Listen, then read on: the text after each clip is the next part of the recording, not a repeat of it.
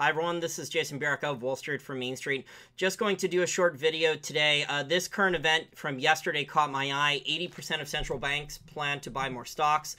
This was a survey done by the IMF, International Monetary Fund. It was reported by the Wall Street Journal, and it looks like central banks are going to intervene in, well, I guess you can still kind of call them markets, but they're not free markets. They're interventionist markets, centrally planned markets without any real price discovery when you add in high-frequency trading computers and the massive amounts of increasing central bank intervention. So it looks like 14 different central banks were surveyed, a sample of them by the International Monetary Fund and Bank of America Merrill Lynch. Those were the sources. And they're planning on buying more equities, corporate bonds, government bonds. And so, central bank reserves have increased massively in the last 15 or 20 years. That's thanks to central banks with currency pegs and basically creating lots of digital debt-based fiat currencies. They can create basically as much as they want at will. And, if they move the money into the asset markets, hardly anyone will even notice for the most part, as long as they put them in the capital markets and not as much of it goes into the real economy. So they've managed to do that. We've had backdoor bailouts and currency swaps. Basically every single crisis they've magnified. James Turk and John Rubino talked about this in their book, The Money Bubble. James Turk was a former investment banker, and he mentioned how basically currency swaps started off very small in prior crises. And so they were meant to bail out Wall Street banks who were holding bad government debt or other bad investments or loans. So they would only start off, for a couple $1 billion here or there with the Mexican tequila crisis and the Asian contagion. And they've just increased exponentially. So we have that. And then we have how much global debt is negative. So now that the Federal Reserve has raised interest rates, it's dropped a little bit towards the end of 2016, but we still have around $10 trillion globally in total debt, both private debt and government debt that is negative. So do central banks are totally terrified of stock market crashing. One of the ways they've been able to fool so many people that the economy is doing better and convince people that there is a recovery is saying that, look, the stock market's high, and that saying that, well, if the economy wasn't doing well, wouldn't the stock market have crashed? So it's kind of the hopium wealth effect that they have. I think one of the main reasons that President Trump got elected, he was telling people the truth, populism, and he was saying, the stock market's in a bubble, Janet Yellen's manipulating interest rates. And now that President Trump has won the election and he's in office, he's embracing the higher stock market and taking credit for it. He should be really careful of that, because the Democrats at the Federal Reserve, he needs lower interest rates for his spending programs. They may not go along with that. So we'll have to see what happens if the Federal Reserve is willing to do that. But it looks like a lot of these other central banks all over the globe are coordinating to buy assets. They're terrified of asset prices falling, especially government bonds and the stock market. So it'll be interesting to see what happens in 2017. In 2017, guys, I think we're going to see huge moves in currency exchange rates. One of the footprints that the central banks use to hide market manipulations and interventions is huge moves in currency exchanges. So we've seen already in 2017 on an intraday basis, we've seen the dollar against the Japanese yen. We've seen the yen move 1.5%. Whereas in the past, these types of move, a 1.5% move in a currency exchange rate, guys, may have taken a year. And we're seeing them daily now. So that's to provide some perspective here on how crazy things could be going forward. Central banks, they're getting more and more desperate. We are seeing footprints of their manipulation and intervention in the currency markets.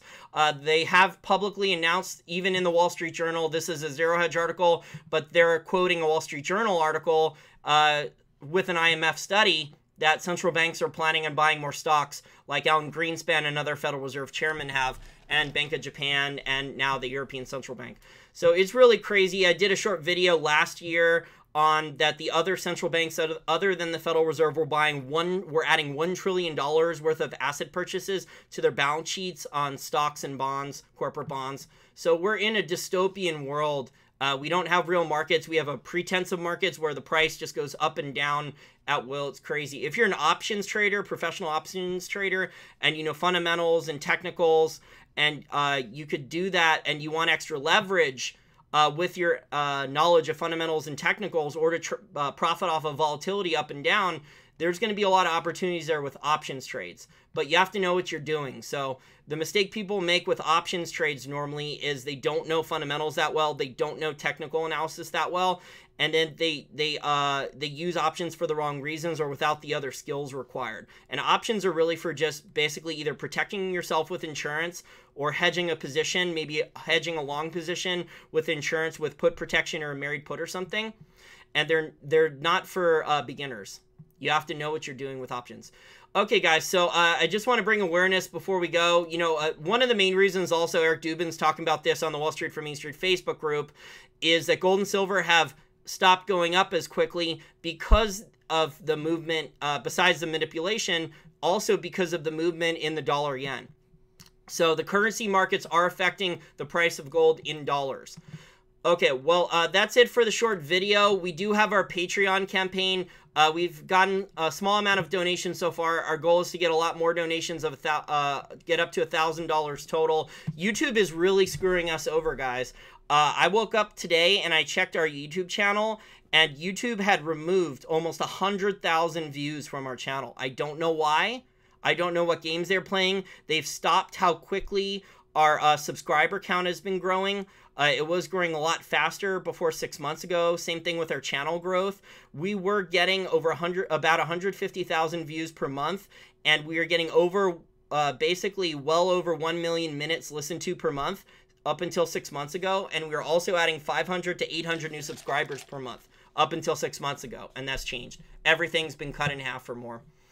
So we're gonna have to look for an alternative. Maybe we will have to move our content only to our wallstreetformainstreet.com website and behind a paywall. YouTube's really screwing us over, guys. They're either going to be pulling videos or demonetizing all of them. They're really out to get us because they've switched now. The mainstream media switched from calling things fake news now to alternative facts. That's the joke that they've been saying about people with Trump and others. We're really in a dystopian society now. So if you guys want to give a one-time donation, I know some of our listeners here who are loyal, long-time listeners, they don't want to give a monthly donation. That's fine. We accept one-time donations on our wallstreetmainstreet.com website here. You can donate Bitcoins, you can donate PayPal. If you want to send us physical precious metals, gold or silver, you can send us a separate email, wallstreetformainstreet@gmail.com, if you're interested. We need to raise the money for our educational technology company, upgrade the website if we're going to move our content over, possibly move our content over to our main website. But, we'd really like to get this money funded for our Patreon, and we have so many listeners on our channel. We have a couple thousand viewers just on YouTube, and we have, tens of thousands per month. We have 15,000 iTunes downloads per month. So, if everyone who listens, if you contribute $1 or $2 per month, we'll easily get this funded in the next couple months. But thanks for listening, guys, and everyone have a great rest of your week. It's going to be very interesting so far. We've got the hypocrite Democrats on TV, Democrat congressman on TV right now calling out Trump's nominees for health and human services for stock trades, and yet I bet at least half of those Democrats there have made lots of illegal stock trades too. So pot calling the kettle black, typical hypocrite politician scumbags in Congress who don't do what they say. Mo and I are trying to raise $1,000 per month for our Patreon account. We have over 2,600 viewers per YouTube video, so if we can get most of our loyal listeners or all of our loyal listeners to donate $1 per month or up to $5 per month, which would be amazing, that would cover most, if not all, of the money that we need. So we also accept one-time donations if you go to the wallstreetformainstreet.com website. We accept donations in cash via PayPal. Fiat, you can donate there. You can donate Bitcoin through our Bitcoin wallet there on the website, or you can donate gold and silver. We have a gold money account, and we also accept mailed donations of physical gold and silver. Thank you guys for listening, and we appreciate any and all help. Please forward it to friends. Okay, bye.